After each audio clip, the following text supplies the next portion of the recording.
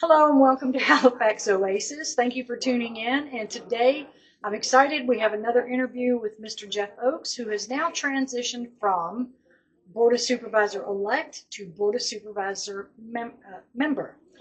And we're going to discuss some of the things we talked about during the campaign because the last interview I did, I had some sound issues. So I'm hoping there's a couple topics we can cover from that, as well as move on to what's happened since then and how we are going to look toward the future. So thank you again for being here. Thank you for having me. Yeah. And let's start with post January 1st.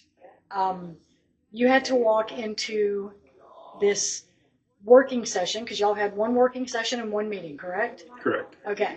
So when you went into there, we all know there's been a lot of tension and controversy. Tell me about the moment when y'all first sat down for the first time. What was that like? You could feel the tension. Uh, it it was palpable, and but it was limited in scope, and I think some of that is the geography of the room. Two of the people that I've been most critical of during the campaign were on the other end of the table. That helped a little bit, um, but understandably, people have feelings, and some people get upset more easily than others. Um, so we've got to mend some fences if we're going to move forward and function cohesively. So that'll happen. It'll take place. It's going to take a little time. I'm not easy to forgive and even harder to forget. And probably some of the folks on the board are like-minded. So we've got, and I think that's one thing that Ron Braid brings to the table. He understands that we need to be a cohesive group, and I think he's going to try his best to facilitate that. And I'm going to work that way too. We've got to work for the good of the county, and that requires all eight of us, and the tiebreaker sometimes. Right. So how did you feel being in that meeting? Did it feel a little overwhelmed? Did it feel like, oh my gosh, there's more here than I thought? Positive, negative? Tell me about how you felt personally being in there as a functioning and active supervisor. There's a lot to absorb, and 4.5 hours of orientation isn't enough. Thank goodness I had been to a similar training session in Blacksburg a few weeks ago, and some of the same things that were brought out there were reinforced here. So I felt maybe a little bit more aligned with what the county attorneys expect of us, and sort of feed us the information that we need to know about hiring Examples. practices. That's what I was going to ask. Can you give some examples? Well, they went over discrimination laws, just a plethora of stuff that they went through, sort of in a hurry, fast and furious. We had 3 presenters, and each one took a different aspect of local government practices. And it was reasonably thorough. The problem is the time constraints limited what they could tell us. They had a really good packet of information that we're all going to get copies of to go through at our leisure, if we have leisure anymore. And but it was informative, but it was a lot to absorb. And having been out of the public sector for 20 years, the learning curve for an old man is pretty intense. And but I'm surrounded by good people, so I'm not anxious about that part of it. I'm more anxious about fulfilling the promises that I made in the campaign. Things that are vitally important to me, my constituents, my district, my county, that we have to address sensibly but we have to do it with some haste because, for instance, the communication system that we have, Right. that's pitiful. It's more than pitiful because there are lives on either end of that radio system that hang in the balance, and we've got to get that fixed. And it's going to be extremely expensive. $15 million probably. Where's $15 million coming from? Are we broke? I don't know that. I don't think we're broke, but Hitachi coming investing in the community in a humongous scale. The proceeds of that investment don't actually start trickling in until it's operational. Right. So we're looking at 28, 29 before the funding comes in to facilitate some of the projects that we have to work through. Right. So those kind of things, I don't know how anyone couldn't be somewhat overwhelmed by the impact of that. One on the community from a safety perspective, Right. but then from the economic perspective, where's the money coming from? And nobody wants the taxes raised, but everybody wants services. And trying to figure out how to make the two meld together, it's going to be interesting and exciting.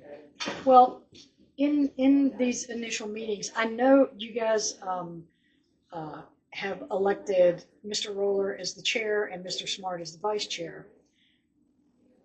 Did you get the sense that they were emerging as clear leaders, or do you feel that it was kind of an in tandem thing? Tell me about that. The feel for the leadership internally within the group. I think that Larry Roller was the natural choice to be the new chair. Why? He has an extensive history in the county through the school system, through his community involvement. He is one of those people that absorbs everything and then can recant it most often verbatim. So he's smart. He's smart. He's probably not as highly opinionated as I am. He's more of a moderate, which is an appealing factor from a board perspective, because usually you can work both sides somewhat. But he's so knowledgeable, and his heart is with the county. He has that drive, that everything that he does, he wants to do for the right reasons. Does he have the people skills to bring everyone together? He does. You think he does? I think he does. Because I noticed that was a unanimous vote. Now, for the vice chair, it was not a unanimous vote. Right. Can you tell me about that?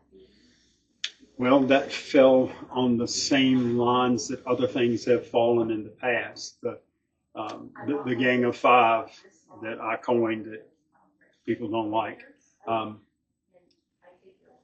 The three nay votes were from Supervisor McDowell, Supervisor Riddle, and Supervisor Claiborne. It looked like a flip from before. It was. Yeah. It was. It is. And that's politics, to be perfectly honest. But Robbie, I've known him for a long time. He doesn't mind speaking his mind, which most often makes him, oh gosh, what's a good word? Controversial. Mm-hmm. And I admire controversy. I don't mind that at all. And from what is unusual with Robbie is that he'll say it out loud, and other people, when internalize it, go home and kick the dog around the room and be mad at everything. And I lived some of that years ago. But I think that's reflective of the battles that he's been willing to go into against, I don't want to say opponents, but his co-supervisors about issues that they differed in opinion. and it's reflected in that vote. So, okay, but by putting him well, I shouldn't say but with him as vice chair, and he's more controversial and outspoken, how is that going to fit into the amalgamation of trying to get everyone to get along? Could he be the cause of more tensions between people? I don't think so. I think some of the emotions that are coming from within the board are deep seated, and I think time and the ability to complete some of our projects and move forward, either incrementally or full blown, that's going to dictate how people come around to being a team again. Mm. For the last year, we were the other way around. We were 5-3. And you don't think it'll be 5-3 now, just the opposite way? I think that at some point in time, it'll be 6-2, and then it may very well be 8-0. Are you inferencing a future election, maybe? No, no. We've got 2 years with the composition that we currently have, right, to make things happen, right, and be successful. Success has a tendency to convert people. Yes. Yeah, if they're in the position for the right reason. Now, if you're power hungry and you're on the board of supervisors and you're in the minority, you're going to stay mad the rest of your life. Yeah. But if you're not power hungry and you are sincere in what you're trying to do, you'll come on board. Now, does that mean that the 5, and I'll say conservatives, don't have to give a little bit in order to pull the 3, 2 of whom are conservative, in my opinion, to begin with? And what will it take to pull them in that direction? Success is going to be very important. Being fiscally responsible is going to be tough for all of us, because from the revenue perspective, we're lacking.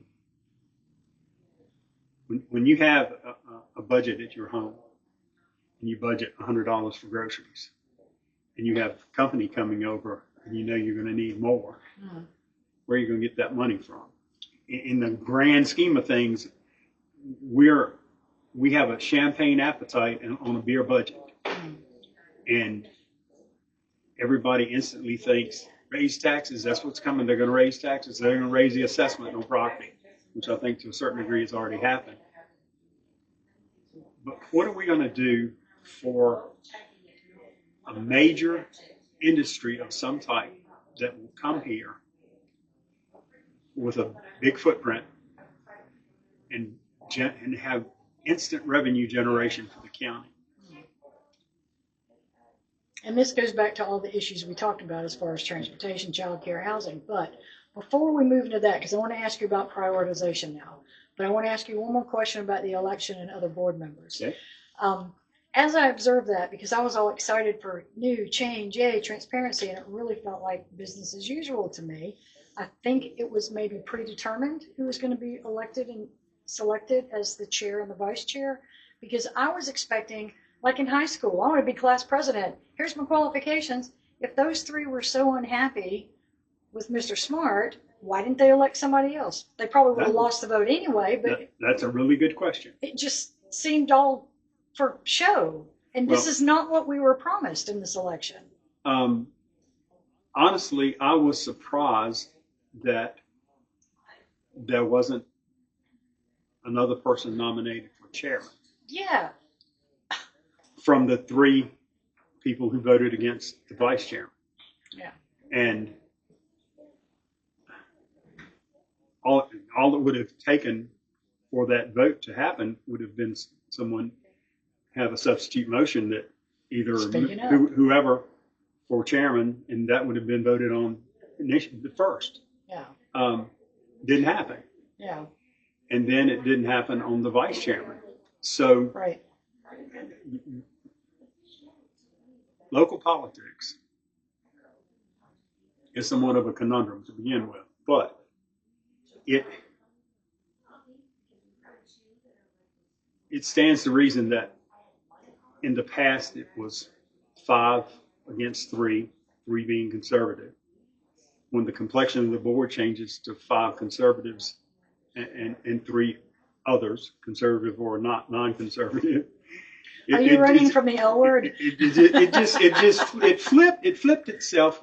And yes, there's some coordination when you do things like that. Right. But as the new kid on the block with Monty, while I have experience in a lot of things, having been chairman of this and vice chairman of that, and historically, I've been away for so long, I didn't think that it would have been practical because my name was mentioned by Randy Bailey, and my name was mentioned as chairman. But I felt inadequate in assuming that role because you want somebody with a certain amount of history and understanding of county government. Mm.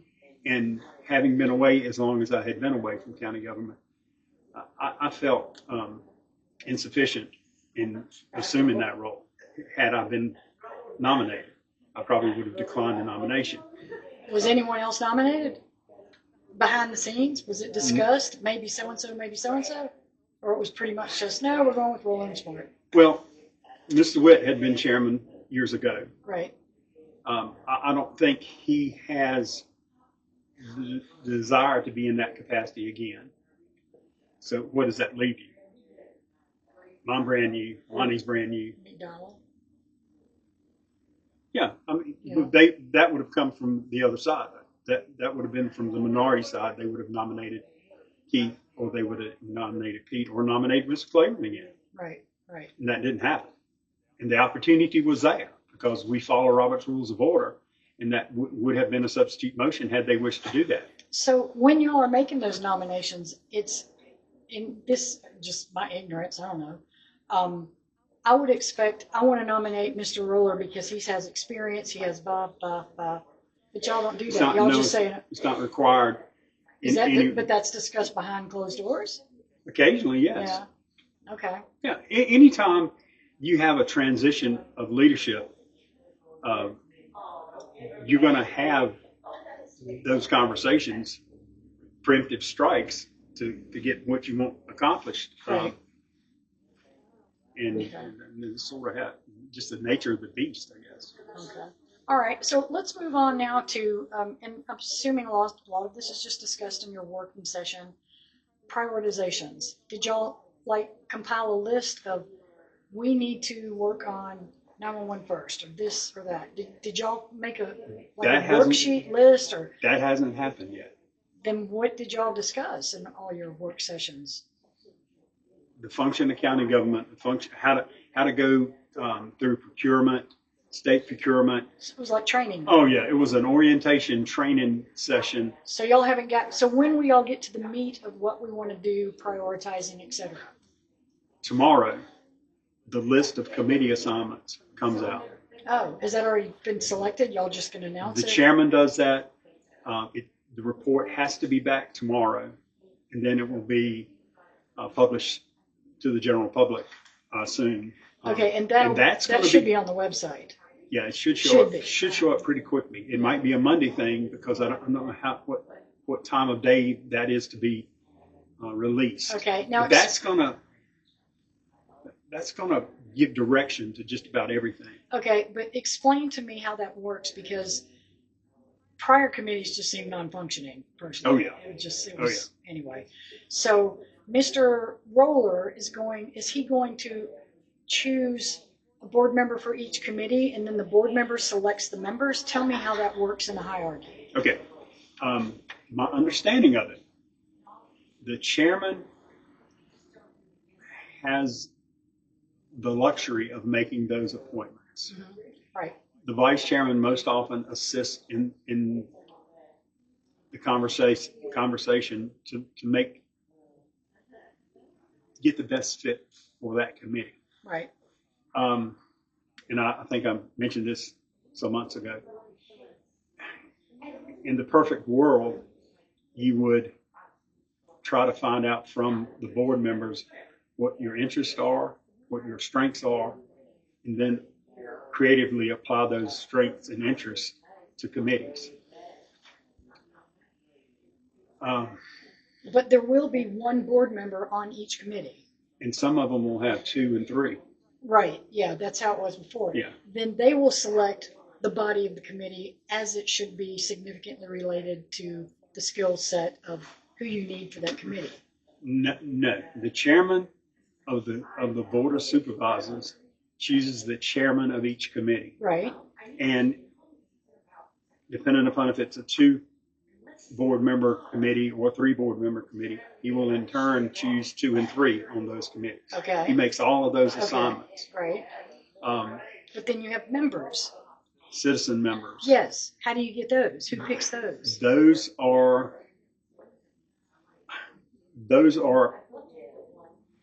they do a rotation. Similar to what you have in the United States Senate. You stagger, you have a midterm election so that you don't have 2 senators elected at the same time. They're separated. I thought committee members are The citizen committee picked by the chair. But they do a rotation so that you don't say, for instance, that I get to be chairman of the airport commission. Okay. And I have 4 people that I can put on that commission. There are already 3 people on it and only one person's term has ended. They're staggered. Right. So do I come in and say, I'm chairman of the airport commission? I don't know squat. I'm going to get rid of all 4 of those people and hire 4 people that I know. You don't have that leeway. Now you said hire. They're not paid, are they? No. Okay. Well, some positions are.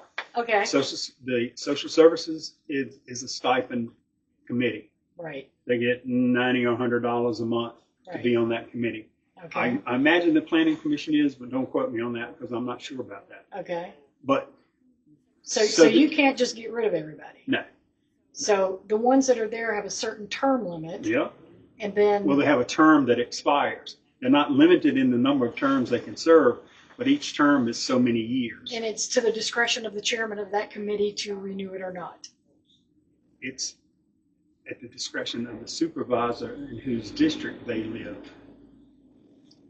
The supervisor in whose district they live, because the committees aren't district specific. Some of them have all districts represented. Oh, I thought all the committees were all. Give me an example, just so my brain can function that. I wish I had it in front of me because the airport commission, I don't think has but 2 citizens on that commission. Uh-huh. Planning and zoning has everybody, has all 7, and all there's 8. The strategic committee. Yeah, and I don't know how that bunches. And then you have Henrietta Lacks. Nobody knows what it is. I don't even know if that commission still exists. Now that was going to be a question too. Will the committees, some of them be gone, some new ones? Will they announce it tomorrow? I hope so. So they can reshape what committees. Yes. Okay. Yes. And I hope some of them are either combined or done away with entirely. Right. But there's some repetition in some of the committees, and I think the chairman and vice chairman are going to make those determinations. If they didn't do it today, I guess they'll do it sometime tomorrow. But if there's some that don't have members that need them, then they can ask volunteers or choose. Or they circulated a questionnaire to the community in the last few weeks of people that are willing to serve. As a matter of fact, at this Monday's meeting, Ivan Mass was appointed to the airport commission. Our Carlisle Windish was appointed to maybe the higher ed board, and Rodney Watts was appointed to the planning commission. So that already 3 appointments have been made. Right. For terms that had expired. Right. And then the 2 on the Industrial Development Authority, those votes from December were rescinded. So they'll be coming up in February for. That was going to be my next question. What the heck happened with the IDA? They've been very successful. They have been. Their board generally votes 8-0. Their businesses have been very happy with them. Okay. So what the heck happened? Let me enlighten you, Okay. if I can. In November, there was a discussion about appointments that were expiring, some at the end of December, some at the end of January. There's how many on that board? 8? 7? How many's on that? On the IDA board? 7, I think. 7, yeah. Okay. So 2 are going to expire in December? In January. In January. There was a gentleman's agreement to let the new board, this was after the election, the gentleman's agreement was we're going to let the new board make the appointments in January. In December, it was voted to reappoint 2 people whose term had not expired. Explain to me why. And then tell me what the lottery numbers are for Saturday. And then someone else was not renewed, the chair. Yeah? The chair, that was, that was, Or not reappointed. she wasn't one of the 3. In December, she was not one of the people that was reappointed. She wasn't reappointed by the board that reappointed the 2 from the IDA. Okay. Okay. So you're saying the old board of supervisors didn't reappoint one who was expiring in December? No, all 3 would expire in January. All 3 were expiring. So 1 they didn't, 2 they did. Okay. And I'm still waiting for an explanation of why they had to reappoint 2 people whose term didn't expire until January, when they committed to waiting until January. Okay. So were those rescinded? They were. Those 2? Yes. So now there's 3 missing from that board.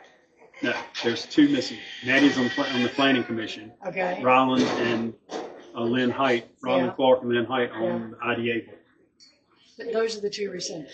Yes, but their terms haven't ended. Okay. The 3 of them. What happens when their term ends? Well, Maddie was replaced. Right. So at the end of this month, she's no longer on the planning commission. Okay. The other 2 will either both be reappointed or some other persons will be appointed in their place. Okay. I don't see that changing, but I can't speak for that because they're not my positions. Who does the reappointment for that? That would be Mr. Roller? The supervisor whose district they live in. Which one? Ryland is, 6? let's see, I may be wrong about that. I'll have to, honestly, I'm not sure. Okay. I'm not sure about that. Yeah, I'm just curious because they may be ex officio appointment kind of things.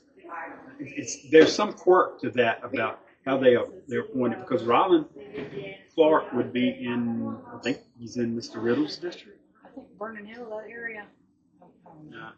I'm not sure. I'm out on a limb on this one because I'm not sure. Because what it feels like, if those were rescinded just because they were reappointed a little early, the feeling of it, especially if it was a gentleman's agreement, is that they're not going to get reappointed. Otherwise, why bother rescinding? I don't think the issue was with either of those 2 gentlemen. The issue was with reneging on your promise not to make those appointments. Okay. The appointments were made. They were supposed to be made in January when a new board was on. Right. So maybe they were afraid the new board wasn't going to appoint these 2, and that's why they wanted to go ahead and get them done in December. I'm trying to figure out the psychology. I'm trying to figure out, well, the procedural part of it doesn't bother me at all, because the attorneys for the county said you can rescind those positions. There's not a problem. Right. Basically, it shouldn't have been done the way it was done. Right. See, and I'm just kind of flashing back to the last time there was a big upset on the IDA board, and all that happened a year ago, and it wasn't good, and it seems like that little train's just been chugging so nicely along, and now it feels like it's a repeat, deja vu all over again. No, I don't think it'll be disruptive at all. You don't think so? No. Okay. All right. So you can't really tell me much about what y'all are prioritizing because you really haven't had that work session yet. So let's talk about the last board meeting. I was almost disappointed, but not really, that Mr. Bailey wasn't there because I figured he would come out loud and fun at the first meeting of the year, but he wasn't there. But Miss Champion, I believe was her name, and I have asked her for an interview, but I haven't heard from her. She came and made, and I know I appreciate the position you're in, that we have to maintain decorum and etiquette and be professional, but it has to be difficult, and this was not just you, this is Mr. Roller too, for some of the accusations and Mr. made. Smart. That's right, Mr. Smart, but it was mainly you and Mr. Roller. But some of the accusations you made, I don't know how much you're going to let me break this down to address it, because you may want to totally ignore it, which I would understand because of the position you're in. However, people want to know what the hell's going on. She made an accusation that apparently it stems from, this is what I got out of it, when somebody's farm was shut down and lots of animals disappeared, that they were sold nefariously and the county kept money or somebody made money. Everybody's like, what happened to the animals? Because I've talked to some people and they said, well, they were either rehomed or put down or whatever it is you do in a situation like that. But she was implying that you were trying to get dirt on her by illegally asking people to do background checks on her. Do I have this right? This is what I heard. I didn't connect the dots on the animal part of it.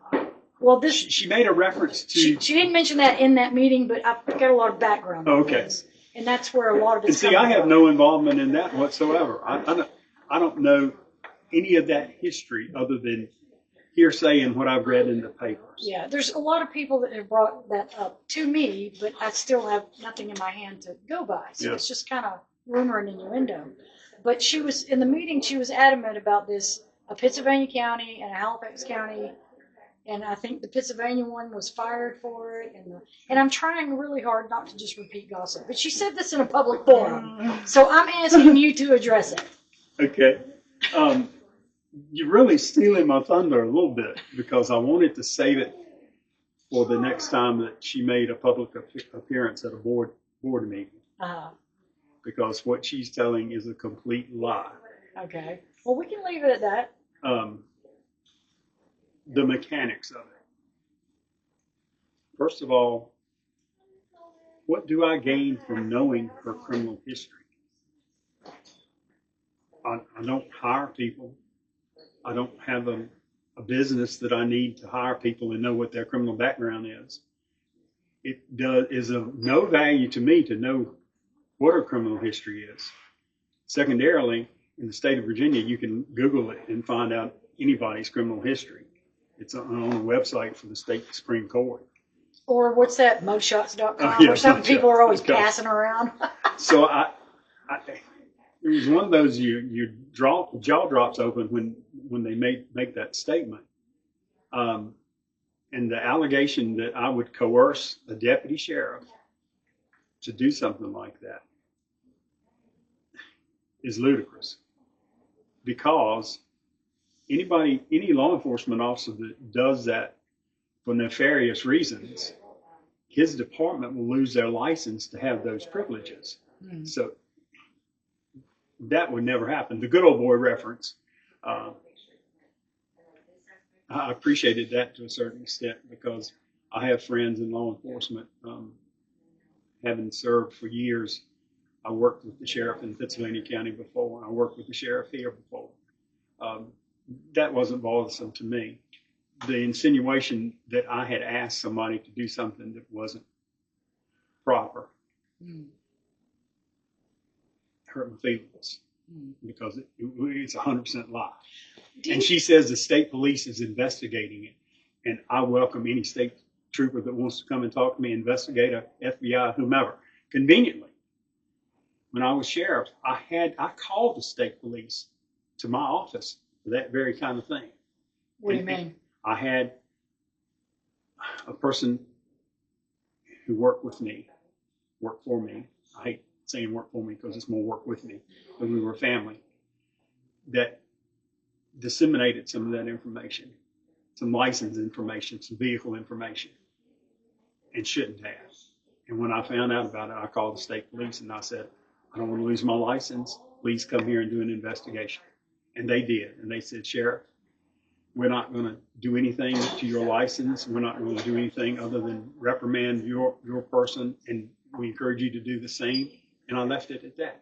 Right. But I know how much damage that can inflict on the department if they lose their license, because Well, then you can't get information. breaking It triples you. trust. Yeah. Oh, yeah, that too. Breaking of public trust. But that's a total lie, a total fabrication. And here's the part that bothers me. You made a statement that it was sort of the same old crap going on in a Board of Supervisors meeting. And I want to be responsive to people. I'm going to be, I don't mind criticism from anybody about anything that I do or don't do. That's fine.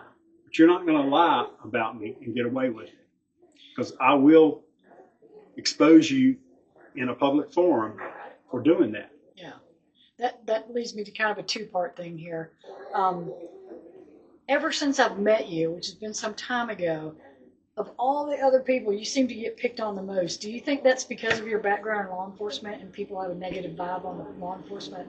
Because, you know, you might have arrested somebody's family members. You know what I'm saying? Do you think that might be part of it?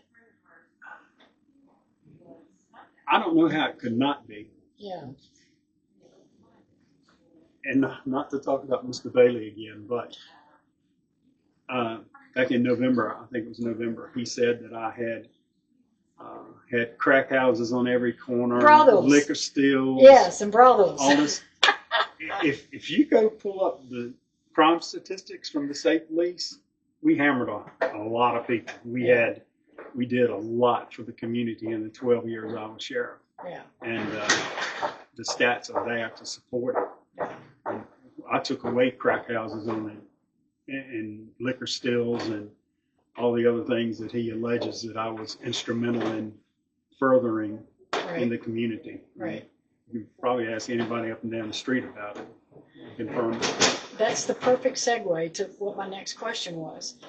It did seem same old, because in every person that came up there and spoke, thank you, next. Yeah.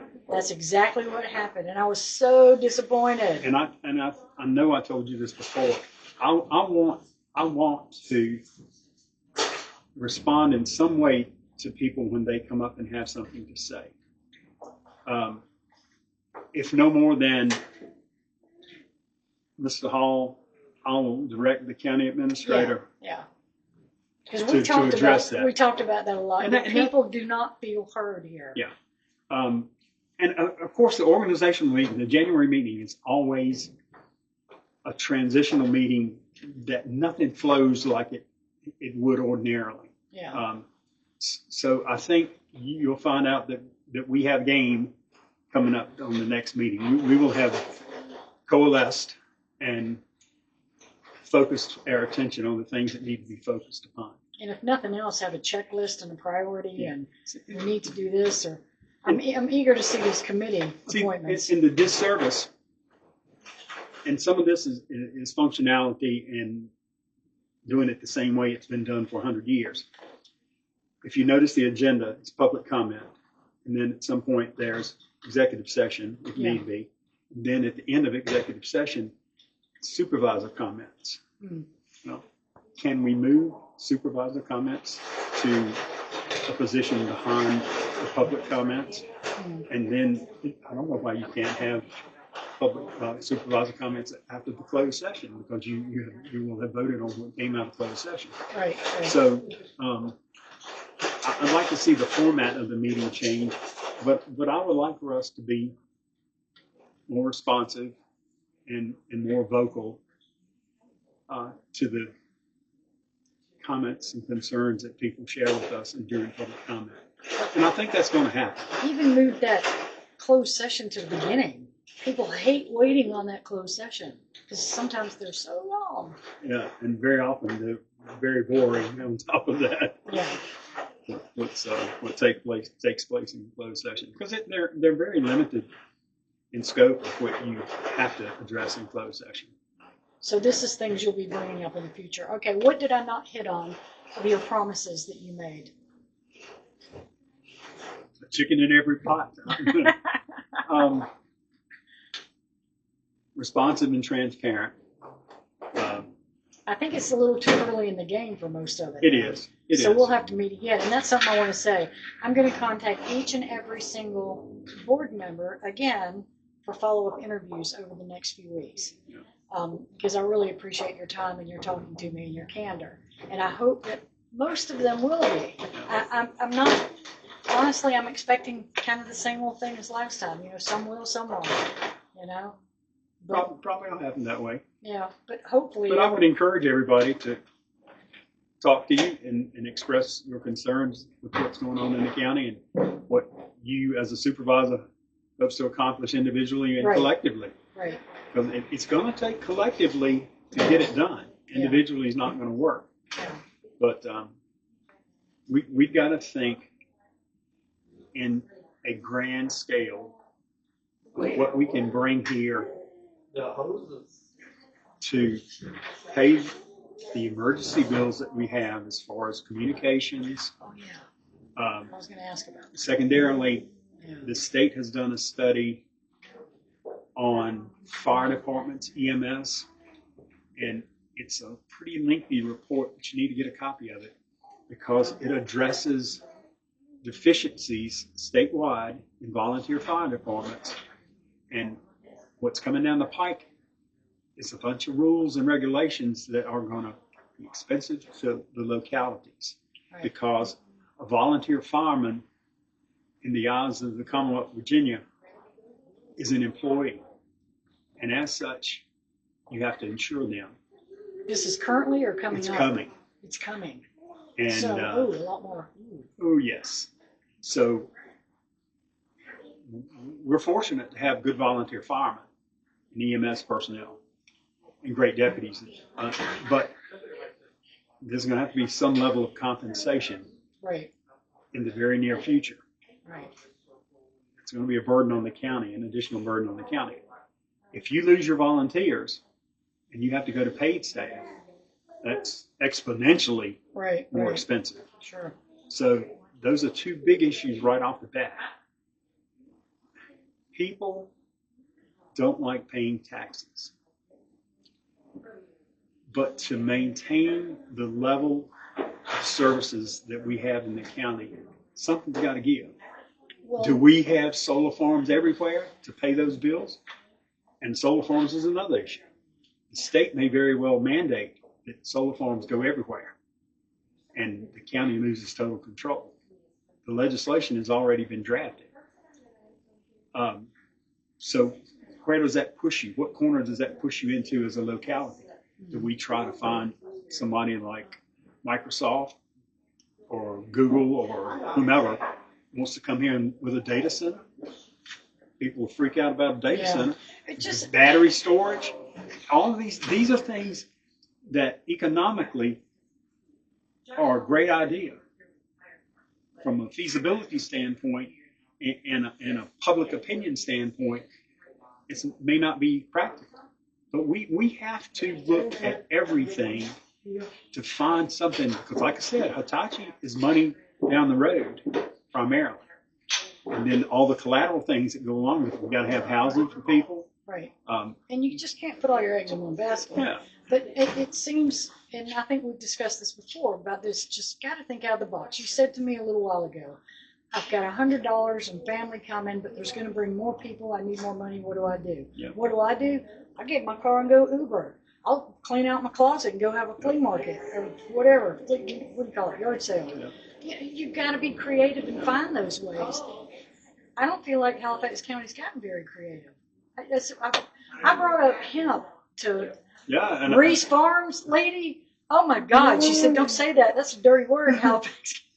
And you know, the funny thing. Apparently they didn't get paid when they tried it, but I've also talked to Preston Witt. I don't know if you know him. He's starting up some stuff in the county. He's already got, I think, a hemp farm. So, But from a marketability, for being able to market it is going to be a difficult thing for him. And we had a place over here on Houghton Industrial Park that was going to do the processing and get it on the street, yeah, that's and it. it fell through. Why? I don't know. But I mean, that's just one idea. I'm not. Yeah. I'm not going him. Yeah, I know, but I'm going to meet with a large scale farmer in the next few weeks, month, and pick his brain on what we can do to promote farming in a more grand kind of way. And he does some things that are somewhat unconventional around here. Usually here it's wheat, oats, tobacco, and soybeans, and that's about it. And he's got some more innovative ideas. But once again, being able to market the product, right. and it's a lot to do. I mean, I'd love to see sheep at every solar farm grazing it, and there's a guy that does that and has sheep. He actually does that. So, but they're small pieces of the big puzzle, Right. and we need some big chunks. Yeah, I can see that. Sure. Okay. Radio system, 15 million, Yeah. easily. And you don't have 15 million in your back pocket? No, not today. Not Really, today. you don't? No. I'm scared to ask. How much money has this county got? Until the forensic audit comes in, I'd be afraid to say. Yeah, that's right. Y'all are doing the audit. When does that come back? Is there a deadline on it? Initially, it was supposed to be February, now it's pushed out to March. Uh-oh. Y'all need a sugar daddy. Or a sugar mama. Yeah, we need Hitachi too. Yeah, well, I just, diversifying, coming up with other ideas, and I get people not liking, because the more I've kind of studied on data farms, I kind of understand now why people are concerned about them, as far as the water. Yeah. And I know they do the stuff themselves, but still. Yeah. Yeah. Yep, it's definitely a concern. Collaterally, if you're building a data center or a battery storage facility, you got to have concrete, you got to have roads, you got to have trucks, you got to have dirt, you got to move things. So, I mean, it's a lot to swallow. Okay, so there's a lot to do and a lot of progress we want to make. And any final thought? I appreciate your time. Keep the faith. Don't give up on us. We can't. We live here. Or we could go run into another country. But that's another conversation for another day. That's what I told Ron Braid a few weeks ago. I said, Ron, all I ask you is don't quit. Yeah. Don't quit. He seems, did you see the interview I did with him? He's very, I did. I like him a lot. Oh, yeah. I like him. I like Brian Brown a lot too. I like Brian Brown too. Yeah. Very much so. Well, thank you for tuning in, and we will be having many more conversations like this over the next periods of time. And take care, be good to yourself. And if y'all have any good ideas, throw them our way.